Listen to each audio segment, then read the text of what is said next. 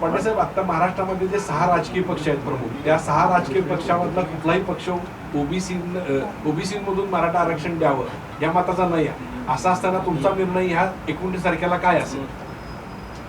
शेवटी समाज जो ठरवल ते आम्ही करणार आहे.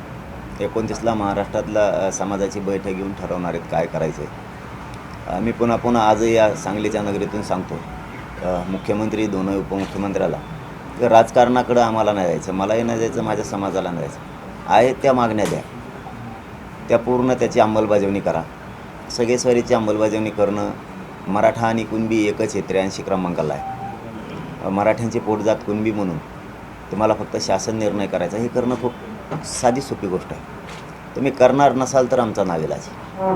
आमच्या पुढं पर्याय नाही, कोणी पण पर्याय सांगा आम्हाला. आज आम्ही 12 महिने होत आहे, आता 11.5 महिने झाले, जवळपास 29 तारखेला 12 महिने होतात.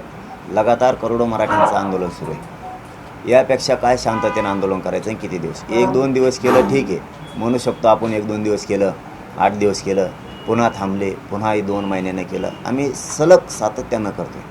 मग इतकं शांततेचं आंदोलन करोडो लोक करत असेल, तुम्हाला कळणारच नसलं तर मराठ्यांपुढं पर्याय काय? तर देणारं केंद्र जे आहे ते सत्तेकडं गेल्याशिवाय पर्याय नाही, आणि देणारं गोरगरिबांना बनवल्याशिवाय पर्याय नाही. शेवटी आमचा नाविलाज आहे. त्यांना समजून घ्यायचं, त्यांनी घ्यावं. पण एकदा जर मराठ्याने ठरवलं उभं राहायचं तर एकही सीट कोणाचंच निवडून येऊ देणार नाहीत मराठी. याप्रमाणे तुम्ही छगन भुजबळांना विरोध केलेला आहे. छगन भुजबळ हे अजित पवारांच्या गटातलेच आहेत, पण अजित पवारांना सुद्धा तुमचा विरोध असणार आहे का? आमचा मराठा आरक्षणाला विरोध करणाऱ्या कोणत्याही जातीचा असो, तो मराठ्यांचा असो किंवा कोणाचा असो, त्याला सुट्टी नाही, मग तो कोणीही असो.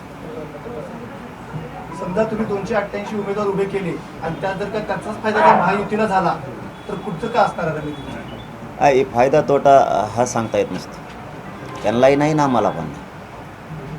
आता सर्वसामान्याची लाट आहे आणि सर्वसामान्याला वाटतं आहे की या लढ्यात आपण सहभागी झालो पाहिजे. सत्ता परिवर्तनाच्या लढ्यात आपण सक्रिय झालं पाहिजे, हे प्रत्येकांनाच वाटतं आहे. नेते प्रत्येक जातीत आहेत आणि प्रत्येक जातीनं सामान्याने ओळखलं. जसं मराठ्यांनी ओळखलं आपलं कोणीच नाही, तसं सगळ्याच जातीतल्या लोकांनी ओळखलं आहे आता की आपले नेतेसुद्धा काही कामाचे नाही. सर्वसामान्य सगळ्या जाती एकत्र यायला लागल्यात. त्या तुम्हाला 29 ऑगस्टला दिसतील आल्यात की नाही. त्यामुळं पडायचा न्यायचा विषयच नाही. तर मला खात्रीनं सांगतो, मी सीटच येणार नाही त्यांचं. जर मराठ्यांचा 29ला निर्णय झाला तर सगळ्या जाती धर्माचे लोक एकत्र येऊन हे लढा जिंकणार आहेत, सामान्य लोकांच्या हातात सत्ता देणार आहे. तुम्ही एखादा पक्ष स्थापन करून निवडणूक लढणार का स्वतंत्र एखाद्या बॅनर खाली निवडणूक लढणार? आम्हाला राजकारण नाही ना करायचं, त्याच्यामुळे पक्ष नाही. सगळे अपक्ष. कुठलं तरी नाव ठेवावं लागेल ना. अपक्ष नाव आहे ना, कोणत्याच पक्षाचं नाही असं सामान्य महाराष्ट्रात एकच चिन्ह घ्यायचं असेल काय गरज नाही. त्यासाठी करावं लागेल ना. चिन्हावर काय नसतं. ज्याला नवीन चेहरा द्यायचा आहे, ज्याला पारदर्शक चेहरा द्यायचा उमेदवार म्हणून पक्षाला, मग त्याला जनतेपुढं जायचं आहे. किंवा स्वच्छ प्रतिमेचा आहे, याला मतदान द्या. आमच्याकडं मतं ऑलरेडी आहेत. आम्हाला काय चिन्ह कोणचं असलं तरी गरज नाही. आज घराघरातल्या मराठ्यांनी त्यांना नुसतं कळालं बी तरी त्यांचा पाठ झाला म्हणायचं. म्हणजे तुम्ही पुरस्कृत करू शकता काय उमेदवार? अपक्ष हां, सगळे अपक्ष पुरस्कृत करू शकतात. हो. पाटीलसाहेब, दक्षिण महाराष्ट्राचा दौरा तुमचा, या दौऱ्यामुळे बरेच प्रस्थापित मराठी नेते असतील किंवा इतर नेते असतील सगळे नाराज होत आहेत.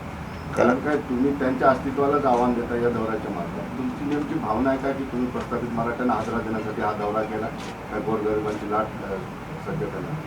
त्यांच्या नाराजीला मी काय करू? त्यांच्या नाराजीला मी काय करू शकत नाही. माझ्या समाजाच्या नाराजीचं काय? आमचा प्रश्न कोण सोडणार? तुमच्या नाराजी दूर करायला आम्ही काय ठेका नाही घेतला. माझ्या समाजाच्या अडचणीचं काय, माझ्या समाजाच्या नाराजीचं काय?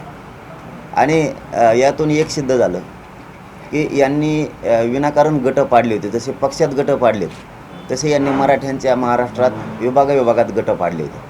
आमचं काहीच नसताना सुद्धा दाखवत होते की मराठवाड्यांचं पश्चिम महाराष्ट्राचं जमत नाही, किंवा पश्चिम महाराष्ट्राचं खानदेशचं जमत नाही, कोकणचं किंवा विदर्भ मुंबई विभागाचं जमत नाही. हे कोणी सांगितलं यांना की आमचं त्यांचं जमत नाही म्हणून? तुमच्या स्वार्थासाठी तुम्ही काही पण द्वेष पसरणार. जनता कशी ऐकल? शेवटी पश्चिम महाराष्ट्राचं, मराठवाड्याचं, विदर्भाचं रक्त एक आहे ना. कोकणचं असो, मुंबईचं असो, आमचे सगळं माणसं आहेत ना आम्ही, का मराठवाड्यात जाणार राहतील.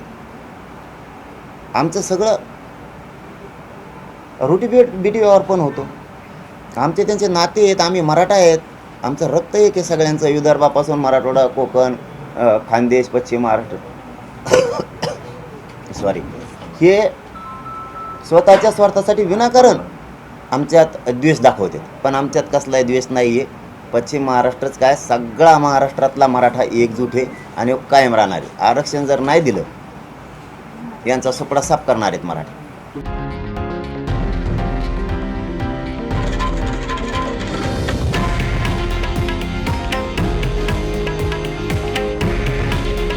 हे आहे देशातील नंबर 1 न्यूज नेटवर्क आणि आपण पाहत आहात TV9 मराठी.